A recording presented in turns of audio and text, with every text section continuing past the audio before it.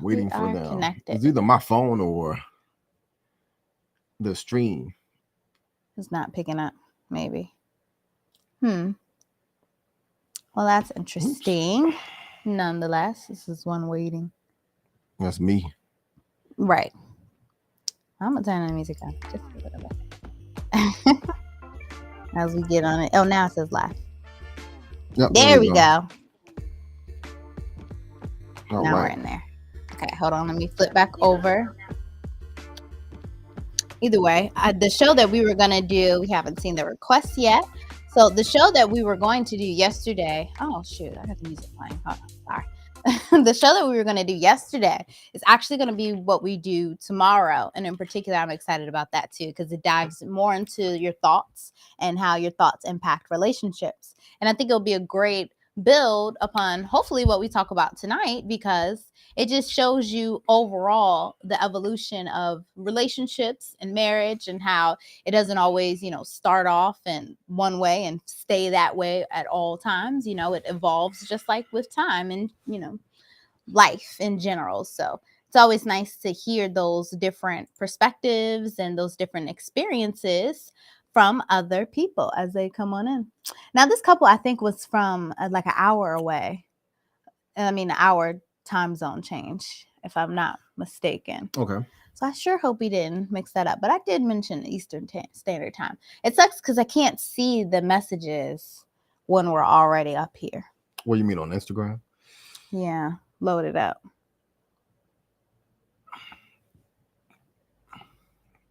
I'm trying to see if he's not even. Oh, I'm in the wrong account.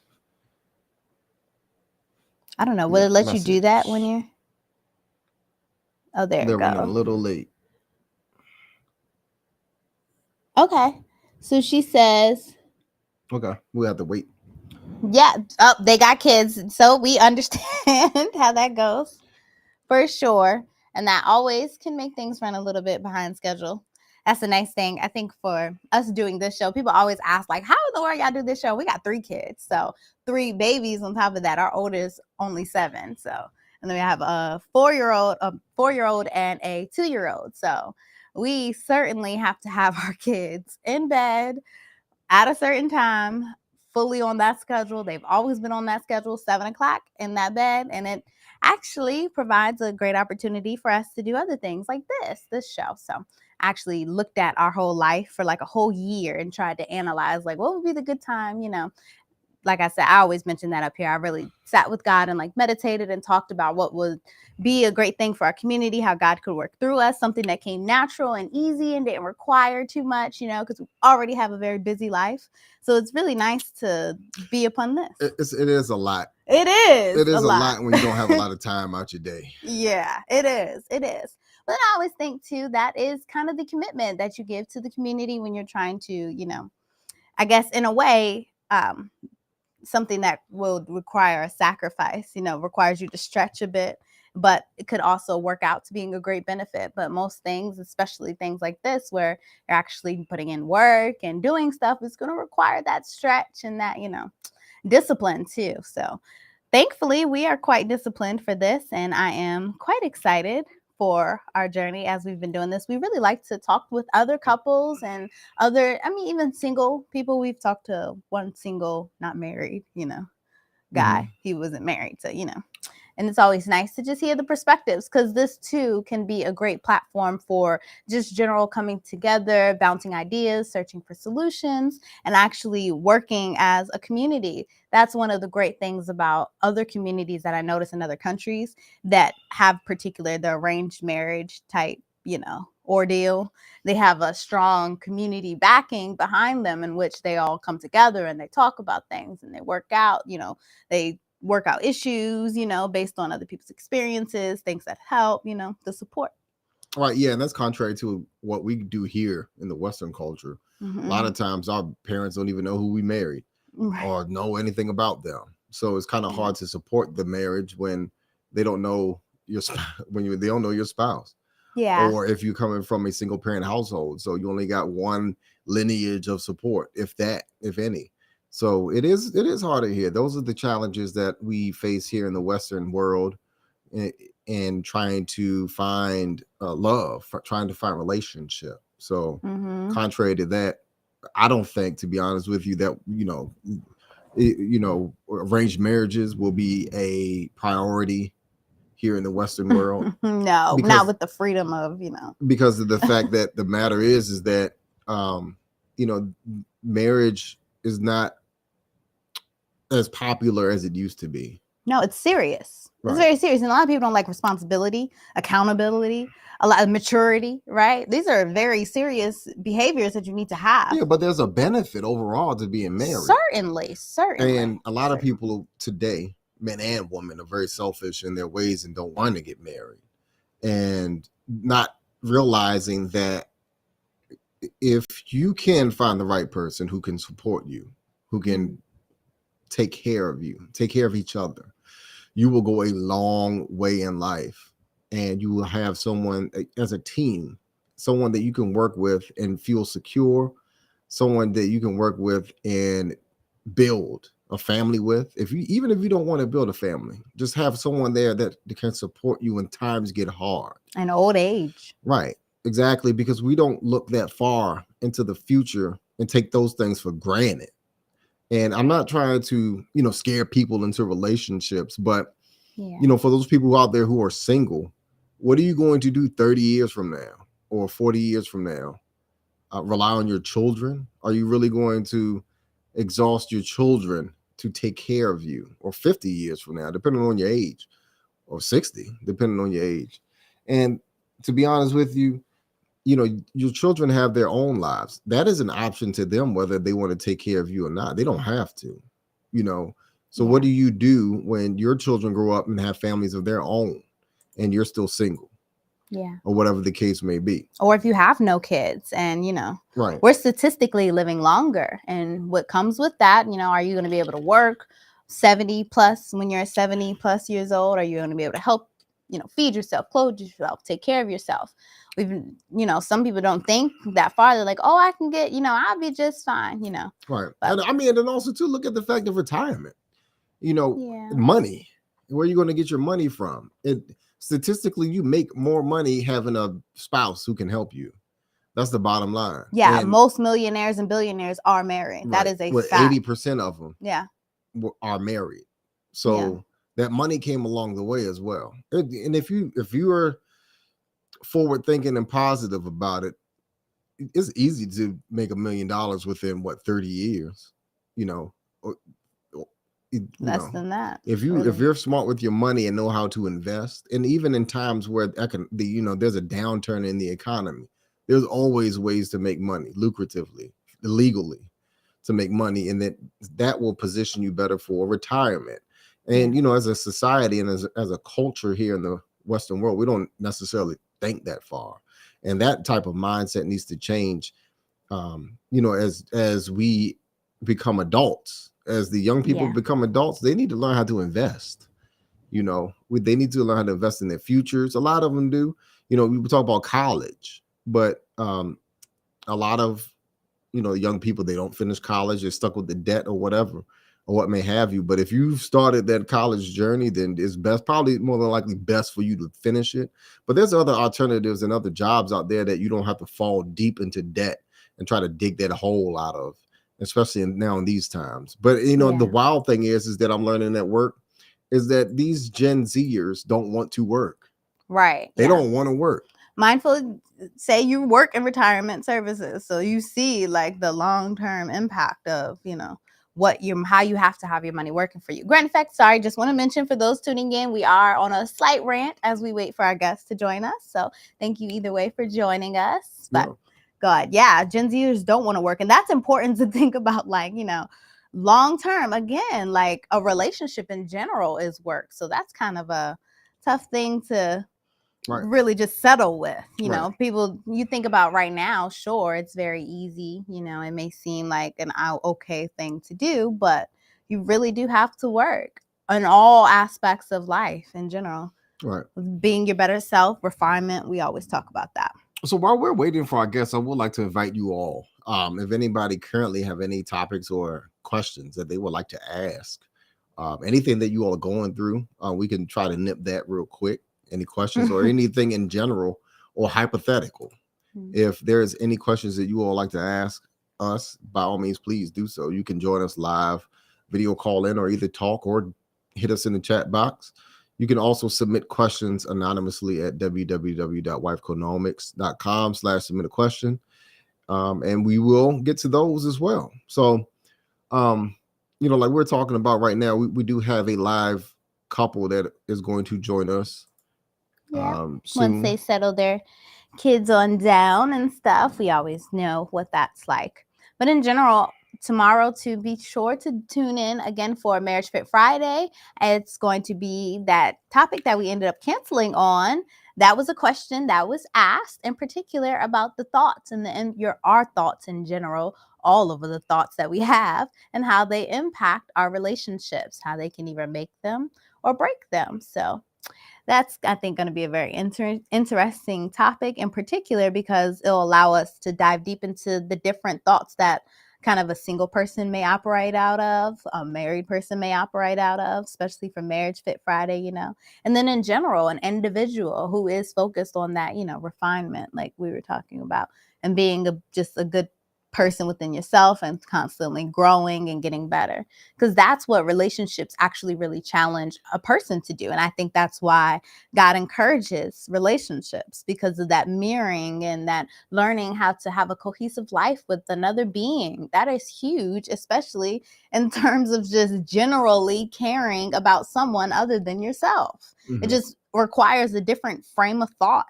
from any other, type of thing. I always hear very often, like, men say, oh, my wife, I never loved the way I did until I got a wife. It just requires, in particular, I think, men, the maturity that comes out of a man when he chooses to be a husband and provide for his family and a father and stuff, like the whole mental shift that takes place.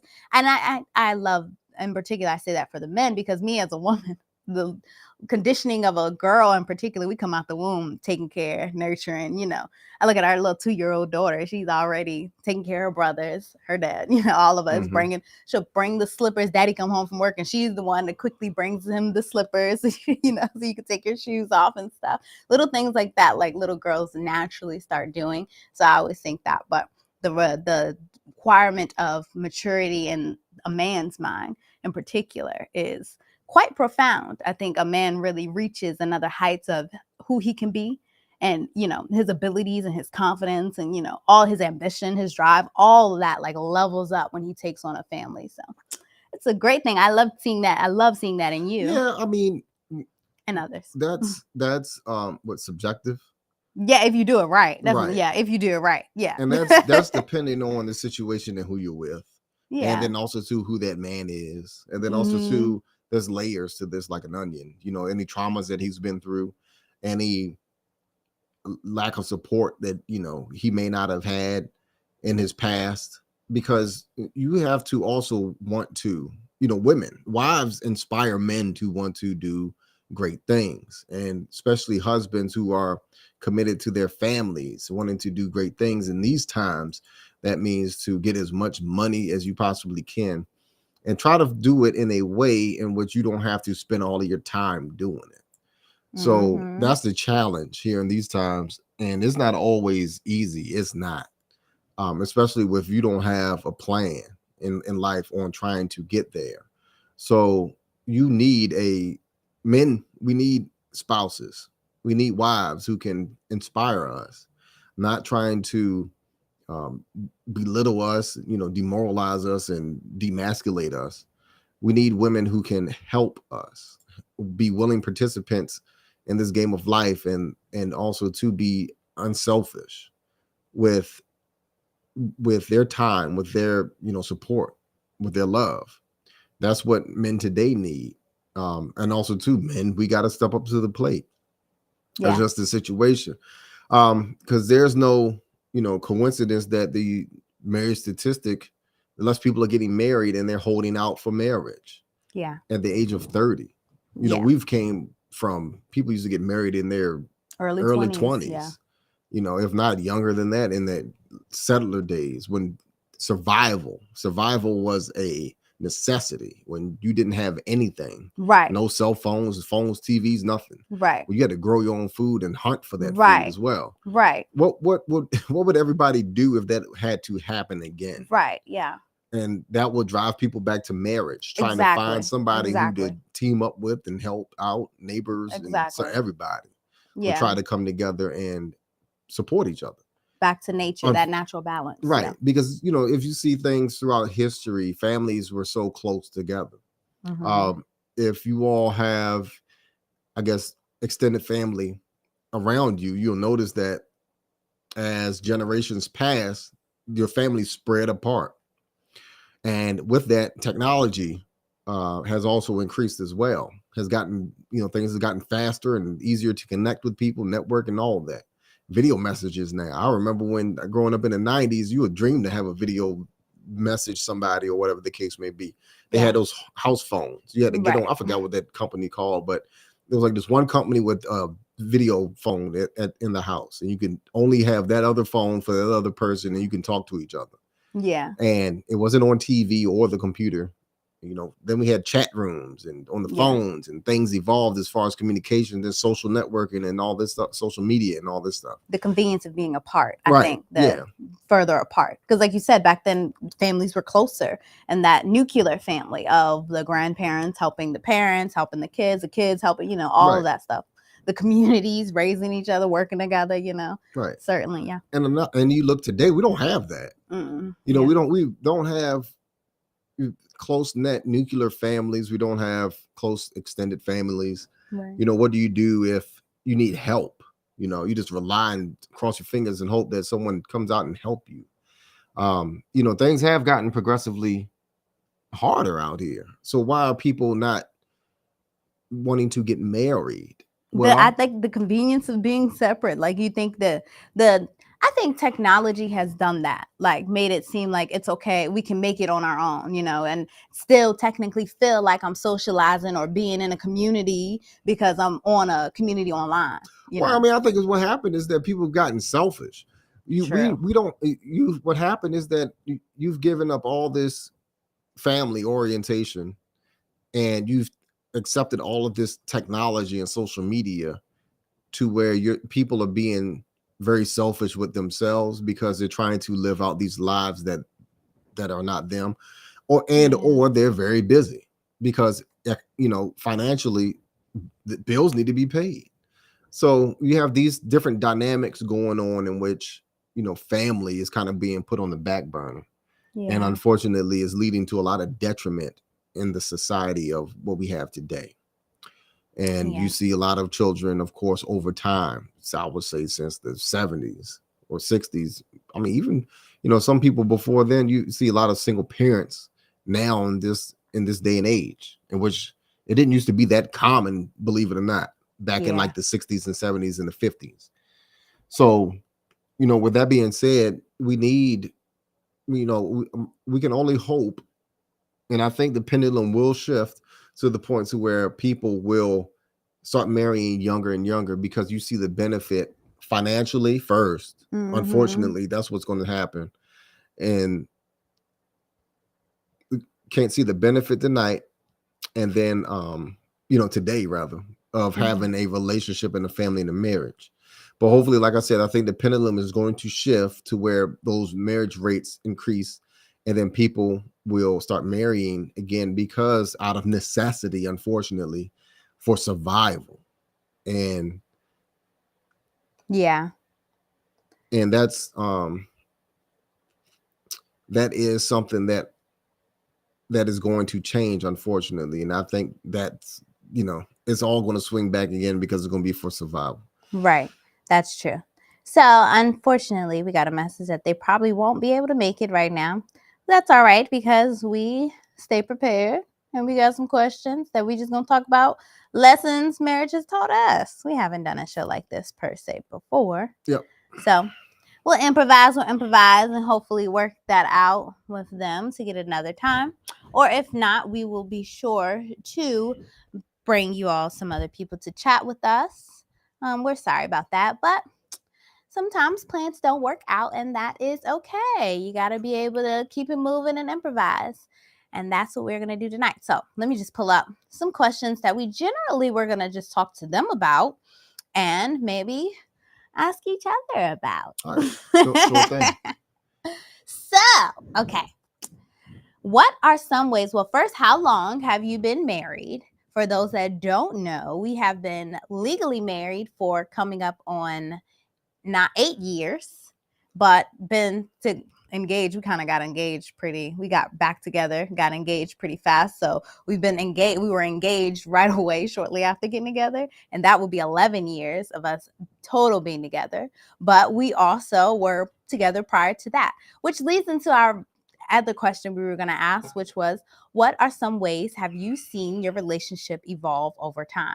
And for those that have just joined in on our YouTube and Facebook, I do want to say that our guests will unfortunately not be able to make it tonight. So we are improvising and just still going to talk about some lessons that we have learned as we've been married and we've grown and our experiences and everything else. So how have we seen our relationship evolve over time?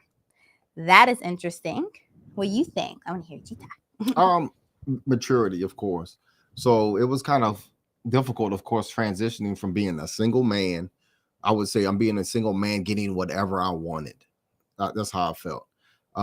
To having to have boundaries and restrictions in a relationship. So I think that definitely taught me how to be mature. So that marriage brought me from being a boy into a man and making me realize that life is no longer about me, just me.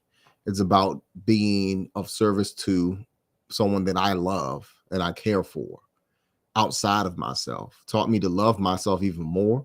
And especially when you have children, what it taught me was that I can learn to be a kid again. I forgot a lot about what life was like without bills.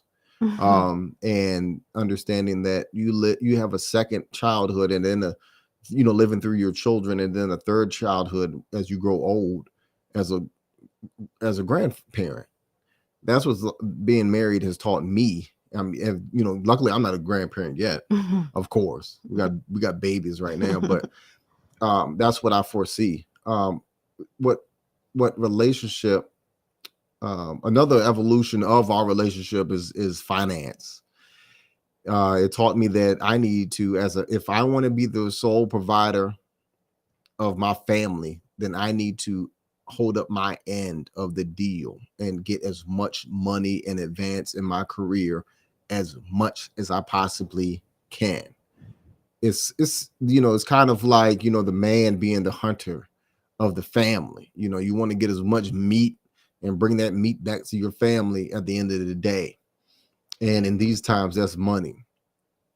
So I didn't, even though I could have stayed at different positions and jobs. It's almost like, to be honest with you, I never wanted to stay in any position and job. I was always uncomfortable. Well, not uncomfortable, but unsatisfied where I'm at. I don't know, it's because I'm an Aries or whatever the case may be, but I'm never satisfied when it comes to careers. It's not like I don't, like working. I do. I love what I do. But it's more so that even now, I'm more interested in ways that I can make more money. So, I mean, I can go on, but that's what it's taught me. And then now, where I'm at now, as far as evolution of a man, is I'm learning more and more about investing for retirement and how important that is, and how much I've taken it for granted in my younger days. And even I see now how even just everybody takes it for granted and not really realize the situation that we're currently in when it comes to inflation and economics, and how a lot of us are not prepared for retirement. And I've only learned this much because I work in retirement services, finance services, and it taught me a lot as far as a man. And I appreciate that. So, I encourage everybody to invest. It goes beyond saving. So that's what being in a relationship has evolved. That's how I evolved in my relationship, wanting to care more for someone outside of myself, realizing that it's not about me and wanting to help out and be of service to someone else, and my wife and my children, and then also to do the most and very best that I possibly can do to bring in money in my family, and then ultimately make that money work for me. So that's it, I guess, in a nutshell. It can be, it's, that, I can be very dense when it comes to topics like that because of how much information I've learned about it. But that's pretty much it, on the outside looking in, Yeah. So how about you? So what are some things that you've seen your relationship evolving over time? Some ways we've seen it. I did. Okay. I am going to have to keep saying this because of our show Change of Plans. Our guests cannot join us, so we are improvising and instead sharing with us the lessons that we've learned. We were expecting to have the conversation so you can hear, other people and their input. We were looking forward to that as well. But nonetheless, we still think, we can have a great show and offer you all some value in general. That's always our game plan when we come on live with you all. So thank you for joining us, even though things have changed. So hopefully still we can work that out with them and still bring you all more guests as we grow in our show or whatever ministry. I don't know quite what to call this yet, but either way, some ways that I think we have evolved. I think a lot of that, the idea of caring for someone else. For me, though, I've always been, I'm very feminine, and as a woman, a natural caretaker. So that was it was actually putting into practice kind of what I felt like I was preparing myself for my whole life, But it's one thing to like prepare for the marathon. There's another thing to be in it, and running. So to me, that like the preparation that I had was actually, great to get me here and actually into this. So over time, what I've just learned is to fine tune in a way what I feel like would be my craft of taking care of our family, supporting you in the sense of, taking care of cooking, nurturing, caring for. That has caused me to be extremely health conscious. The evolution of like me knowing how to take care of our family, how to garden, like to be self-sufficient. That is the part. It's like how I can make what you bring in a true, resource to be used over and over and over, how we can stretch it, right? So that $1, how I can turn that $1 into like 3, 4, 5, in different avenues of where we can apply it, how we can, work around the knowledge that I can gain, and then how I can utilize it for you and for us and our benefit of our family. So over time, like you were saying, kind of the growth of us as individuals, but then cohesively coming together and, working to be of service for each other. So it's, taking that. But I've in particular evolved so much in terms of understanding you as a man, even more in practice, the harmonizing, understanding kind of my role and how I can play it in a way that won't cause conflict, how I can create that environment for us to both flourish, how we can, work through things that more like I always think of one concept I've learned a long time ago was that the masculine is more like the mind, the physical, and then the feminine, we're like the subconscious thought, behind the physical, right? So for me, it was getting my mind sharp, utilizing, learning, growing. You had already known, you knew so much, and I felt like I had to catch up because of all the things that you were teaching me. So then me taking what you again gave to me in the terms of knowledge, and then how I can then grow on that and come back to you and be like, hey, this is what I learned, and such and such and such. So just that overall, that evolution of us growing has been, we've been together for over a decade now.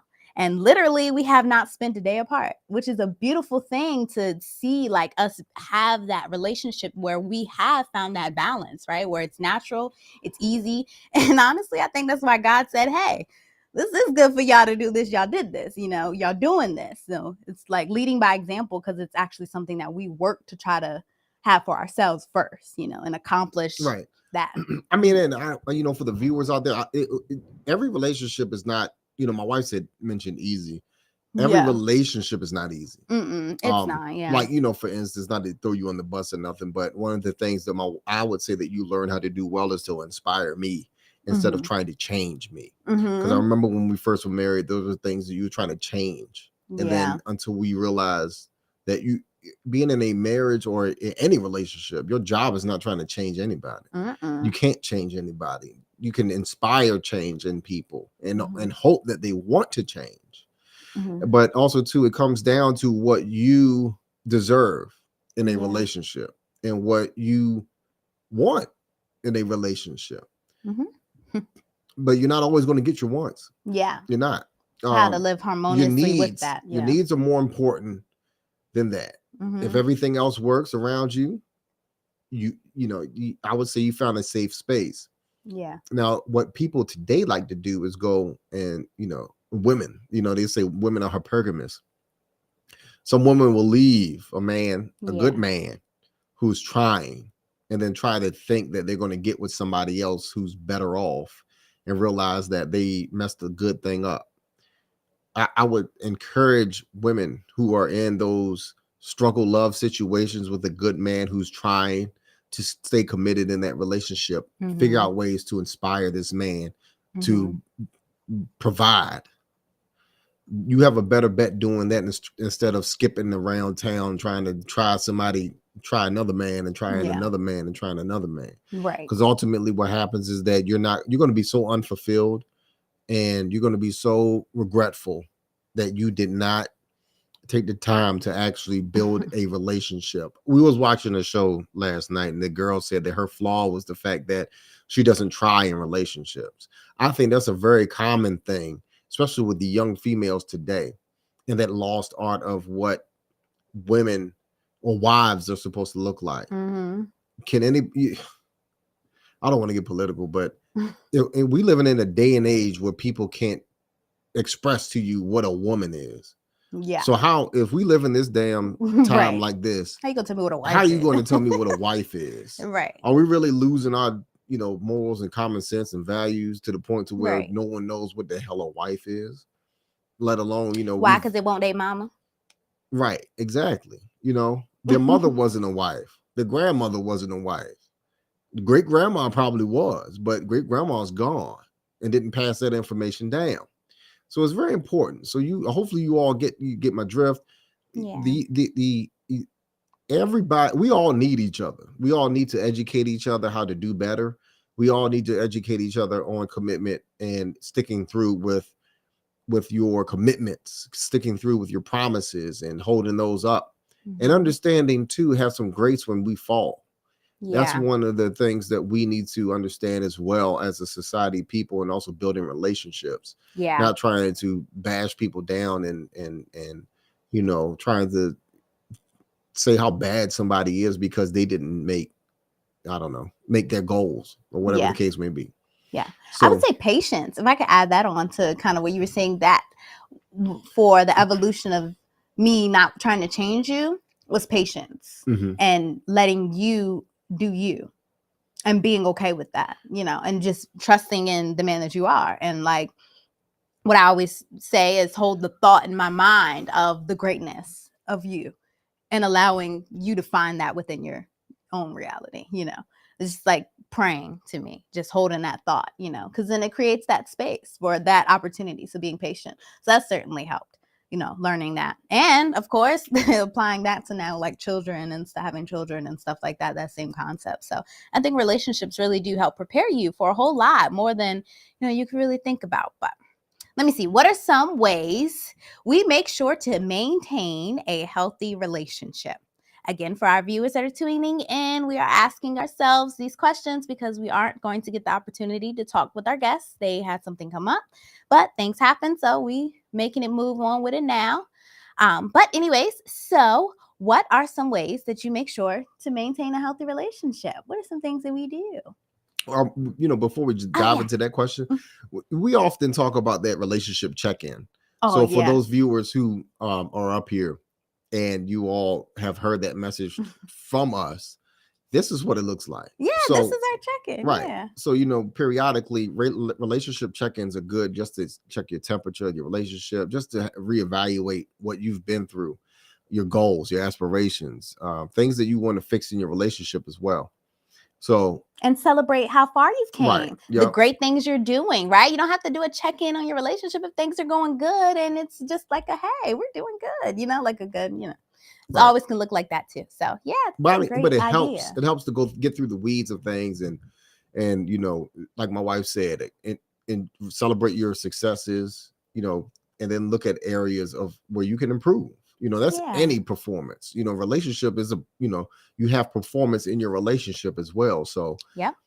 it's Yep. best that you can review it and then look at areas in which you can improve it. So Yep. That is so true. all right, well, so I'm sorry. So what's the question? What are some ways you make sure you maintain a healthy relationship? Communication. That's the number one thing. You and I communicate very well. And we have children, so often at times we're in mommy daddy mode. So we talk to each other that way, especially our children. So during the day while our children are up, it's all about our children. Yeah. And what I do, I like to touch my wife, hug her, let her know that I'm here. I'm here to help you, support you. Luckily, I telework most of my job during the week. So that has, that's a blessing within itself to build our relationship and make our relationship even stronger. I don't feel like I miss you. Yeah, because they're always together. Right. Except for those times where you go to work or something like that, like I do, because Right. we're always together. Right. And that's the part that is funny when I hear some people, they'll be like, oh, I can't always be with my spouse. And it's like, wow, like you got some things to work on. Like, I love being with my husband. Like literally, we have not spent a day apart in over a decade. And that's a beautiful thing about that, having that. So, yeah. And then I don't wish to be, I don't know how people, need their my me time a day is like 1 hour, and that's at night when everyone's asleep. And my wife too. So I guess we've been conditioned and programmed mama daddy to the point to where all of our lives is really about other people and our kids until we get older. That's what I'm excited about. Like, not that I love raising kids, but when they get older, we'll be back to us before kids. And that's why, truth be told, I encourage women to get married younger, because of the fact that you don't have to go right into kids mode, right? You have that time. We had a good amount of time of just us in that time where we were having fun, growing together, learning each other. And that really helped create that healthy relationship for us, because we had so much time together. And then we added in kids. It wasn't like, oh, get married, kids. No. Right. That's like problem at the because what my wife is saying is that women who have children or get married later, you have to have more than likely children faster. So because of the health complications of pregnancy in older women. Yeah, that's a statistical fact. And energy levels. I don't want to be right. It's harder being you don't want to be 40 trying to raise a 2-year-old or 3-year-old. It's harder. Yeah, you're not getting no sleep at all. As far as raising a baby at night. Having to feed the baby and wake up, and the baby crying throughout the night and want to eat and things. So that's something that women really need to consider. That's something that younger women need to consider. That's something that young men need to consider too when they think of raising a family as well. I always encourage men to get married and start having children in their 30s, so that they're better set up financially to go through a career that can raise a family. And that's getting tougher and tougher every day. Dealing with inflation and how the world is, but it can be done. It can definitely be done if you can, understand the dynamics of what's going on around you, and then also to how to play to your strengths. And like I said, it's better off playing to your strengths in a team of two, instead of doing it by yourself. It really is. Another thought that popped in my mind when you say, for me, of course, men and women are different. So for women, I encourage us to get married, earlier, only because in that time, women like, oh, you got to go out and live your life. I felt like I lived a lot of my life with you, which was fun because you were a DJ. So we went out to parties. We went out to the club. We did these things, but we did them together. And it was that, again, strengthened our bond and made us, friends, and I used to go help you set up, go with you all your gigs and everything. So we had a lot of experience. So you can always certainly grow with your man. It's not like you can't have your fun 20s, single. You can do that with your spouse, and then you guys decide to, hey, all right, we're gonna slow it down. We're gonna have kids now. We're gonna, we had our fun, right? So now we can actually step into being those responsible adults, right? And really all that comes with it. Right. I mean, looking back, I mean, you're right, because like a friend of mine, we talk and we always say, man, we lived a lifetime before we were 18 adults, because I was out, partying at night when I was 13. Yeah. Because my brother was older, he was able to drive, and I went everywhere he went. So, not everybody had that opportunity. And so I was committed to settling down early in my 20s or around mid 20s. Yeah. And I was perfectly fine with that because of everything that I felt I've been through and saw and did and whatnot. So it wasn't anything that I was, I didn't find. Ultimately, I did want to be married. So it wasn't any benefit for me of wanting to be single for so long. But what I've learned along the way is that men are more at an advantage of waiting into your 30s in this day and age, because they can be more stronger financially to raise a family. Yeah. So that you don't have to hear that you're not providing enough and you're not bringing enough money. We're living paycheck to paycheck, and you don't have to hear a lot of complaining in your household and all the heartache and all of that dealing with money. Yeah.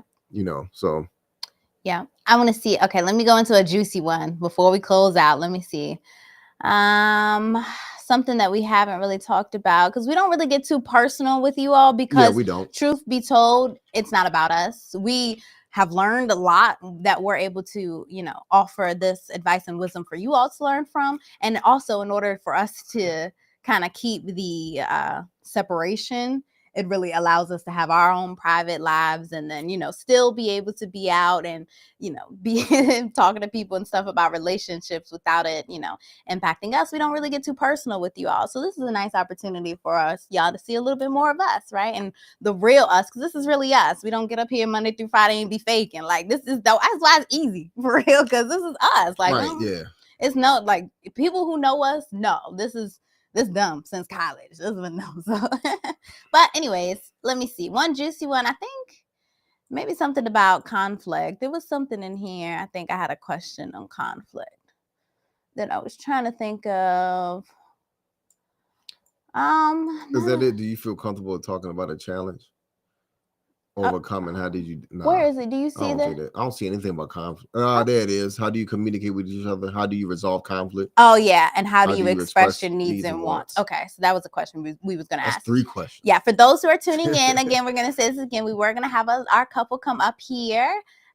Humble Dad Legacy, I think he's up here now on Instagram, but his wife wasn't able to join us, so it's all right. We're gonna link up with them. We love the representation of happy married couples, so we'll certainly be able to fit this back in, but you know how we improvise. Anyways, how do we resolve conflict, or do we, what's a recent conflict that we had to work through?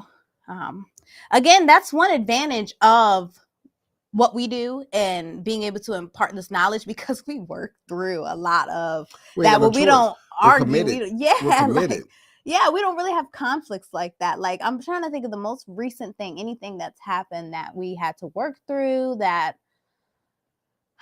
it becomes so easier to when things come up with each other. Well, I mean, let's take it from that question first. How do you resolve conflict? How do you express your needs and wants? Well, how do we resolve is how we tell them, talk about that issue. But how do we communicate with each other? Oh, but just like this, we just talk. Yeah. We talk. Yeah. Often at times, though, to be honest with you, you do sometimes get defensive. Yeah, especially if I'm hormonal. Yeah. Like those times. That's like conflict. I had to learn that women are hormonal. I never really tried to be in a relationship that long to have to endure a woman and her hormones. It was easier being single to just dismiss women and then just move on. Very easy. Very easy. Yeah. But what I've learned was that women are hormonal, and there's nothing a man can do about that or try to change it. Don't even try to you know. But the thing is, what I did was I like to find humor in it, and often there's times I poke the bear. I poke the bear, and I tell you though, I'm very open. I'm hormonal. I think I'm hormonal. I question that. I do that. I was like, dang, I'm snippy. Right, and I like to make her curse me out, and then I laugh and giggle about it. And it'll be my little stuff. It'll be something like, and I let it die down. I can't help it. It'll be little things though. Then yeah, but that's not even conflict because truth be told, conflict. Yeah, although I'm hormonal, I roll my eyes. But you learned that about me. I've always been that way though. Yeah. Until I realized, I realized to cope with it, and that's my coping mechanism is comedy, is laughter. Yeah. And at first, I kind of fought it. I took it as a challenge and tried to turn it into a competition to win an argument. Yeah. A lot of people do that. Don't do that. Understand that people are, have some grace. Guys, have some grace with your wives about, because centuries ago, women didn't used to be hormonal in their households. They had the red rooms and all that other stuff, red huts, and all the women commune together during those times. Because their cycles were cyclical. Yep. Exactly. So men, basically cast out their wives and cast out. Great. And that's it. That's where the she shed came from. Yeah, I get it. So that's where the she shed came from. So give your own little space. Right. That is a thing. So for a man to master that type of situation going on in his household, big ups to you. Instead of trying to fight it or trying to, make a big deal about it. I just like to make fun of it. Well, you make a joke. You like to make a joke about like whatever's going on. You'll find some way to make a joke out of it. Right. And I don't mean no harm. Sometimes it makes me laugh. Sometimes I'll be like, leave me alone. I'm hormonal. Mm-hmm. Or I'll be like, don't mess with me right now. We're very vocal. I think that's what really helps us get through our communications because we're very vocal and very honest. And that happens over time. So for those young people out there, it gets better with age. Relationships is like fine wine, right? So it gets better as you stick in it. And then as long as you both are doing your part gracefully and honorably, then things will be fine. Things will be fine. You just got to go through it, stick it out. But and then how we resolve conflict? How do we resolve conflict? We talked about this a lot. Take the breaks. We do that a lot. Sometimes you like to go head on. You're very headstrong and wanting to resolve a problem right then fast. And there. Yeah, but that's not practical, and that's something that I learned too by being married. Is that you let cooler heads prevail, and then revisit the situation, talk about it, and then be honest about it. Yeah, I no longer look to win arguments.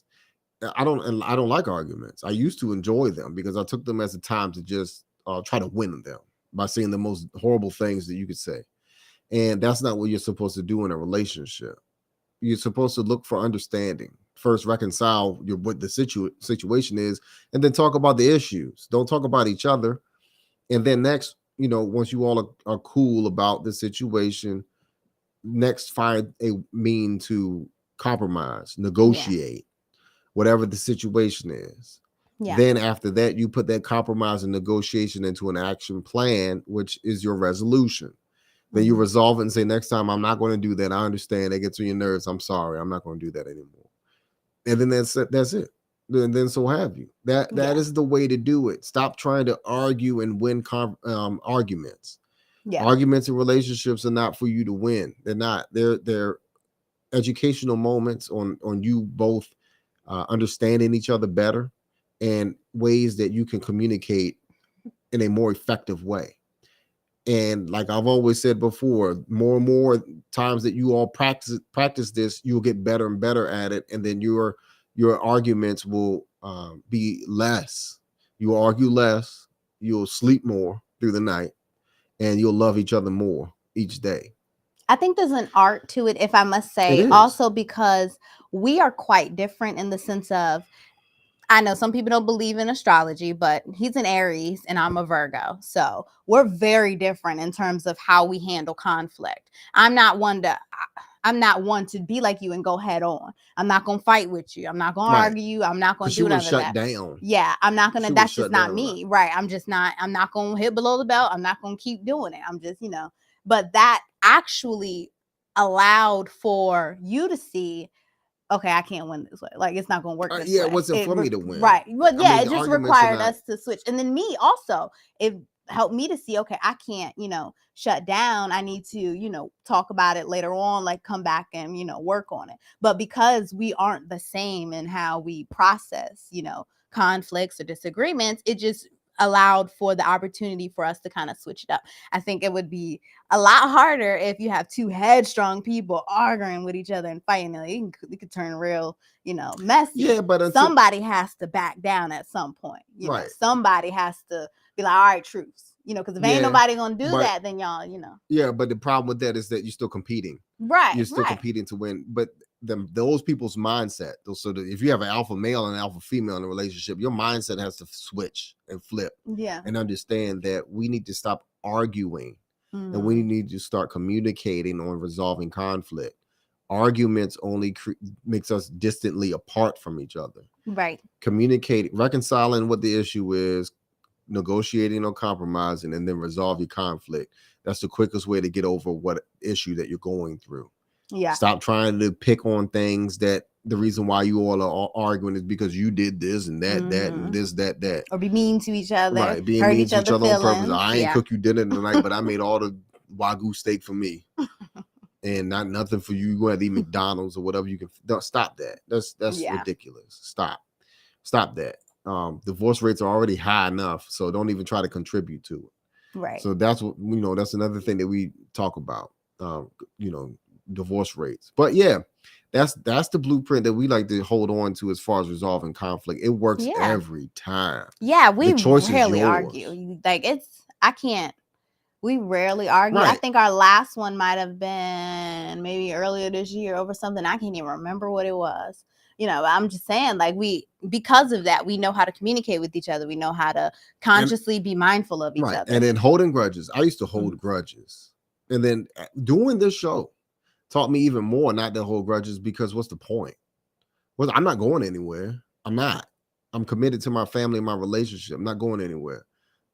So I'm always thinking of ways that I can create peace in the household as opposed to add stress. Yeah.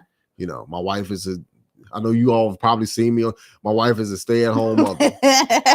I'm not here to add stress to that because she's at home all day with 3 children. And I'm blessed that she's able to do that, and she's willing to do that, and she wants to do that. And I'm blessed that we can do that with you. Exactly. And I'm blessed I'm in a career field that allows me to do that. Yeah. And I understand not everybody has that situation. And there's nothing wrong with that, but my point I'm talking about, is being able to not cause stress in the relationship, but making peace.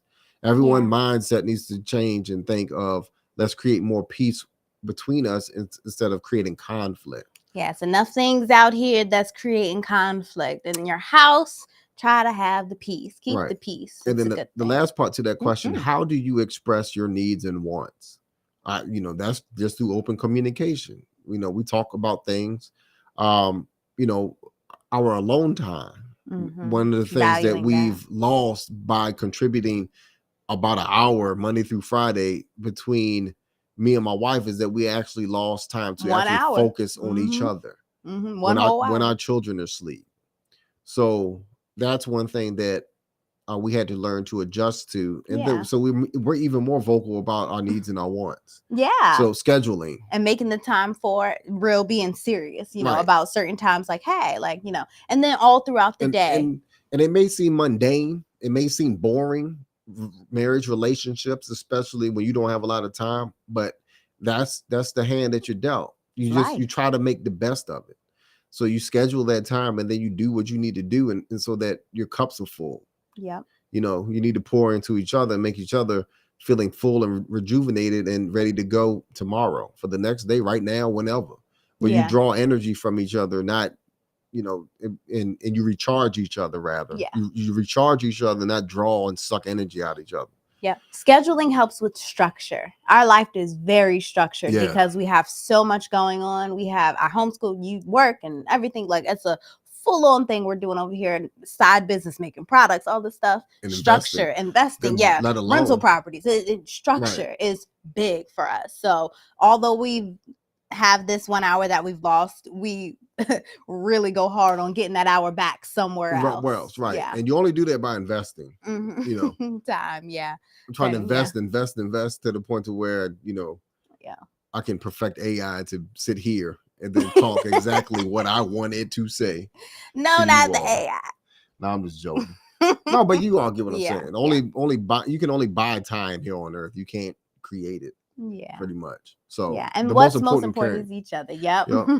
Most important currency is spending your time that you do have with loved ones. It is. It really is. You can't make, like I said, you can't make time. Well, the Jehovah's Witness came to our house last week, and was it last week? And it never came back. Listen, we ain't gonna say that, but they never came back. Well, yeah, I know, because of the great conversation that we had. I set them straight. I don't want to get into that. I don't want to get into that. Shout out to all the Jehovah's Witnesses out there. Nothing against you all, but anyway, the lady was saying relationships. I'm sorry. I gotta say this. They are the best trespassers. They're the best trespassers. They have one of the oldest playbooks in the world, and that's the Bible. Well, in the country, that's real trespassing because we got land, and you coming down our driveway. And the first thing you pull out is the Bible in your hand, like, hey, you got to. Especially in the country, right? I ain't here for no problem. I ain't trying to start nothing. But I gave him all his answers. His conversation was very short. He was very inspired. Yeah. The couple, it was a man and a woman. They were very inspired by what I said, and it was like, well, I see. There's no work here for me. Right. But in particular, the note that she was like, people forget how valuable relationships are until old age. Then that's when they put a priority on relationships. When it's like that should have been priority. When it's a necessity. That's what we said at the beginning. Relationships, a lot of relationships, and people see the benefit of relationships out of the necessity and survival. Right. Like I said, the pendulum is going to shift to where people need to survive, and they're going to have to rely on each other in order to do so. Yeah. Times are hard. People losing housing. I see it every day. Go on Zillow. Count how many foreclosures you see up there. And then how easy it is to prevent a foreclosure, just communicating and talking to a bank. But for some reason, some people just can't put that together because financially they're not making it. I just seen somebody I went to college yesterday got laid off on LinkedIn. Very prominent people gone. As far as jobs, laid off. It's happening all the time, y'all. These things that we take for granted is slowly, being swept from under our feet. So get you somebody so y'all can become homesteaders. Right. I'm just kidding. But I say in the sense of being self-sufficient or resourceful. Right? Yeah, self-sufficient. Having a good partner in your life, or having a good husband or wife, it gives you an avenue of resourcefulness. Yeah, that you just can't do alone because you can't. It helps you to bend time. Time bending. You have somebody. If y'all can work together as a team, you all can get a lot done. As far as time goes. But with that being said, there goes ours. Yeah, we talk. Again, I like this. It's a different change of plan. We didn't get to have our guest speakers, but that's okay. I think you all have gotten something from this. We got a little personal with you all, aside from usually, we have our topics laid out and you get really the raw us because this wasn't scripted. This was us. And I hope you all have enjoyed this interaction. Hopefully we can get our guest on and still, but either way, thank you all for tuning in tonight for sure. Yeah. Are we opening the floor for questions? Yeah. God. Anybody have any questions? Check in our chat. Yes. Thank you, Instagram and Facebook and YouTube. Right. So if you all can please like, share, subscribe to our YouTube and Facebook and Instagram accounts, we really appreciate it. And until next time, Blueprint family, you all have a wonderful night. We'll see you tomorrow. Peace.